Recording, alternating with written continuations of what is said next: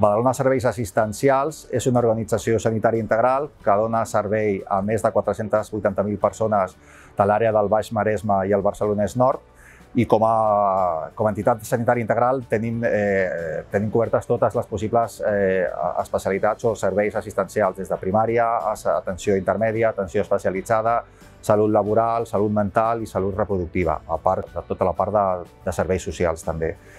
L'àrea d'innovació forma part de la Direcció de Tecnologies d'Informació i això ens permet precisament una mica la transferència tecnològica i el suport necessari per dur a terme els projectes amb èxit.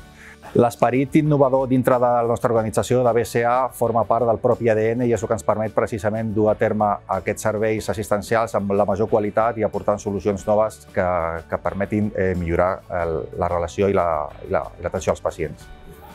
Desde el Servicio de Innovación de BCA trabajamos por el beneficio y el bienestar de las personas usuarias, ya sean profesionales o pacientes. Por ejemplo, desarrollamos plataformas para la formación y la información y la organización en los servicios, tanto de paciente crónico complejo como de pediatría.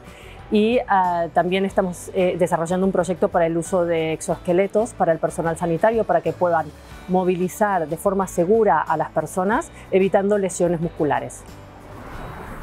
BCA té una trajectòria en projectes europeus d'investigació molt important, darrerament en robòtica, i dintre de l'ànima de treballar en aliances amb altres empreses, estem treballant en un projecte de logística dintre de l'hospital.